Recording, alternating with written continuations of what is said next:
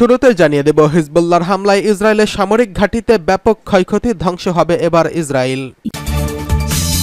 জানিয়ে দেব, উত্তর কোরিয়া ও রাশিয়ার অস্ত্র ব্যবসা বিশ্বের জন্য হুমকি তৈরি করছে, অভিযোগ দক্ষিণ কোরিয়ার। এদিকে রাশিয়াকে মোকাবেলায় কয়েকশো বাংকার তৈরি করছে 3 দেশ। সর্বশেষ জানিয়ে দেব, পশ্চিম তীরে ইহুদি বসতি সম্প্রসারণ, এর নিন্দা জানাচ্ছে খোদ ইসরায়েলি জেনারেল।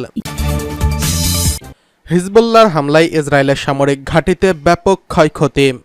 ইসরায়েলের বিভিন্ন সামরিক ঘাঁটিতে লেবাননের প্রতিরোধ যোদ্ধারা হিজবুল্লাহ ব্যাপক হামলা চালিয়েছে। উত্তর ইসরায়েলের বিরকাত রিশা সামরিক ঘাঁটিতে ক্ষেপণাস্ত্র হামলায় ইসরায়েলের সেনাদের হতাহতের খবর পাওয়া গেছে। মিডল ইস্ট আইয়ের এক প্রতিবেদনে বলা হয়েছে, হিজবুল্লাহ লেবাননের সীমান্তের কাছাকাছি ইসরায়েলের এই সামরিক ঘাঁটিতে হামলা চালিয়েছে। হামলায় ইসরায়েলি সেনাদের ক্ষয়ক্ষতি হয়েছে। ইসরায়েলি আর্মি রেডিও জানায়, লেবানন থেকে প্রায় 60টি রকেট ইসরায়েলের উত্তরাঞ্চলে ছোড়া হয়েছে। গত কয়েক ঘন্টায় এসব রকেট ছুড়েছে হিজবুল্লাহ।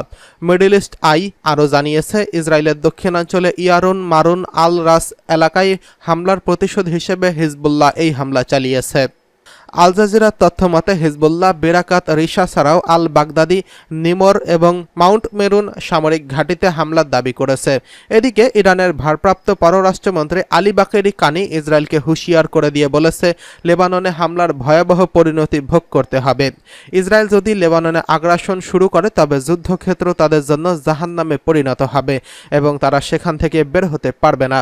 এই বক্তব্য তিনি ইরানের মন্ত্রিসভার সাপ্তাহিক বৈঠকের বিরতির সময় এক সংবাদ সম্মেলনে দেন।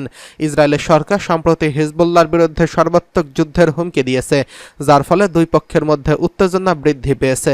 পরিস্থিতি এতটাই উত্তপ্ত হয়েছে যে বিভিন্ন দেশ তাদের নাগরিকদের লেবানন ছাড়ার নির্দেশ দিয়েছেন। এই হামলার প্রেক্ষিতে দুই দেশের মধ্যে চলমান উত্তেজনা নতুন মাত্রা পেয়েছে এবং ভবিষ্যতের পরিস্থিতি আরও খারাপ হতে পারে বলে আশঙ্কা করা হচ্ছে। এদিকে উত্তর কোরিয়া ও রাশিয়ার অস্ত্র ব্যবসা বিশ্বের জন্য হুমকি, বলছে দক্ষিণ কোরিয়া। রাশিয়ার সঙ্গে উত্তর কোরিয়ার অস্ত্র ব্যবসা বিশ্ব শান্তির জন্য হুমকি বলে মন্তব্য করেছেন দক্ষিণ কোরিয়া। মার্কিন ও দক্ষিণ কোরিয়া বাহিনীর সম্মিলিত প্রতিরক্ষা অবস্থানের গুরুত্ব নিয়ে আলোচনার সময় এই কথা বলেন প্রেসিডেন্ট ইউন সুক ইয়েল। এক বিবৃতিতে প্রেসিডেন্টের কার্যালয় এই তথ্য জানিয়েছেন। ব্রিটিশ বার্তা সংস্থা রয়টার্স এই খবর জানিয়েছেন। একটি ন্যাটো শীর্ষ সম্মেলনে যোগ দিতে ওয়াশিংটন যাওয়ার পথে হাওয়াইতে থামেন দক্ষিণ কোরিয়ার প্রেসিডেন্ট ইউন সুক ইয়েল। ন্যাটোর 4টি এশিয়া প্যাসিফিক অংশীদারদের একটির প্রতিনিধিত্ব করেছেন তিনি। মার্কিন ইন্দো প্যাসিফিক কমান্ডের কমান্ডার অ্যাডমিরাল স্যামুয়েলসন পাপারের সঙ্গেও আলোচনা করেন ইয়ন। এ সময় মার্কিন সামরিক নেতা ও সেনাদের উদ্দেশ্য করে তিনি বলেছিলেন, শুধু কোরীয় উপদ্বীপেই নয়, রাশিয়ার সঙ্গে অবৈধ অস্ত্র বাণিজ্যে জড়িত হয়ে বিশ্বব্যাপী শান্তিকে হুমকির মুখে ফেলছে উত্তর কোরিয়া। ইয়ন বলেছেন, গত মাসে রাশিয়ার সঙ্গে একটি পারস্পরিক প্রতিরক্ষা চুক্তিতে উত্তর কোরিয়া অন্তর্ভুক্ত হয় দেশটির সামরিক সক্ষমতা নিয়ে উদ্বেগ আরও গভীর হচ্ছে।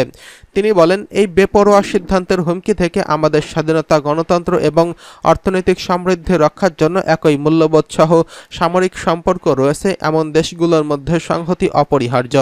উত্তর কোরিয়ার সঙ্গে সামরিক সম্পর্ক গভীর হওয়ার বিষয়ে রাশিয়াকে সতর্ক করেছেন ইয়ন। সিউল ও ওয়াশিংটন অভিযোগ করেছে, ইউক্রেনে ব্যবহারের জন্য রাশিয়াকে আর্টিলারি ও ব্যালিস্টিক ক্ষেপণাস্ত্র সরবরাহ করেছে উত্তর কোরিয়া। তবে দেশগুলোর এমন অভিযোগ মস্কো ও পিয়ংইয়ং উভয়ই অস্বীকার করে আসছে। এদিকে রাশিয়াকে মোকাবেলায় কয়েকশো বাংকার বানাচ্ছে 3 দেশ।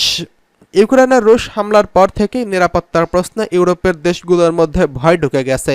তাই রাশিয়ার আগ্রাসন থামাতে এবার ভিন্নভাবে একজোট হওয়ার চেষ্টা করছে ইউরোপীয় ইউনিয়নের দেশগুলো। এবার 3টি বাল্টিক দেশ এক সিদ্ধান্ত নিয়েছে। এই 3টি দেশ রাশিয়ার হুমকি মোকাবেলায় কয়েকশো বাংকার বানানোর পরিকল্পনা করছে।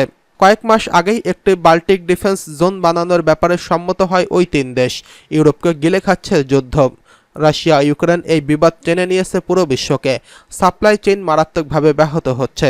পাশাপাশি বড় ধরনের হামলা পাল্টা হামলার মতো আতঙ্কে ভুগছে ইউরোপের ছোট ছোট দেশগুলো।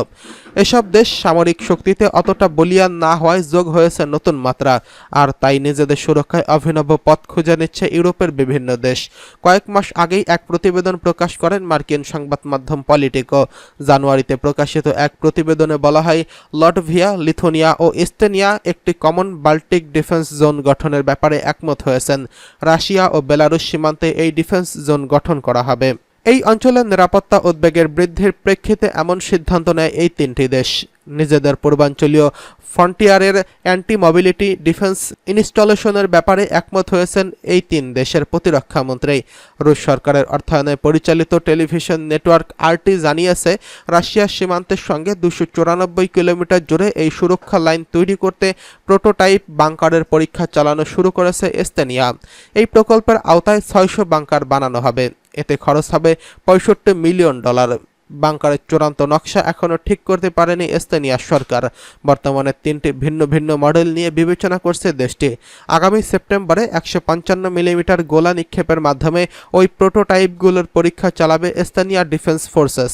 সরকারি জমিতেই এই বাংকার বানাতে চায় দেশটি।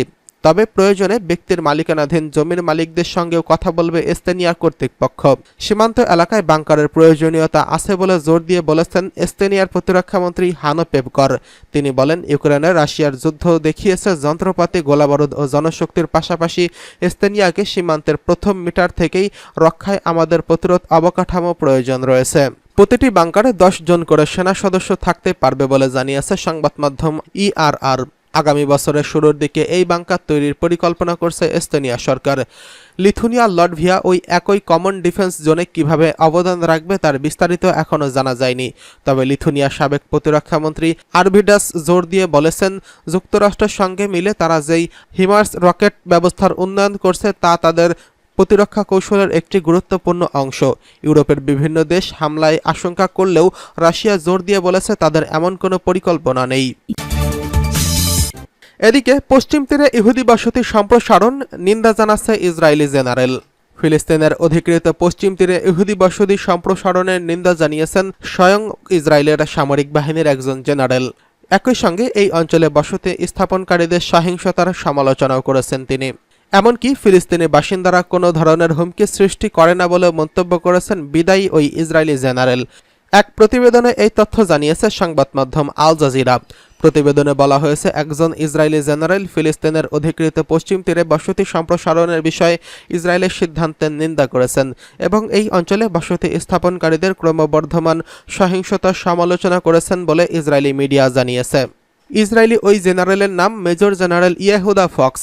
তিনি ইসরায়েলের কেন্দ্রীয় কমান্ডের বিদায়ী প্রধান। গত সোমবার বিদায়ী অনুষ্ঠানে তিনি বলেন, ইসরায়েলের বসতি স্থাপনকারীরা অধিকৃত পশ্চিম তীরে সহিংসতার মাধ্যমে জাতীয়তাবাদী অপরাধে লিপ্ত রয়েছে।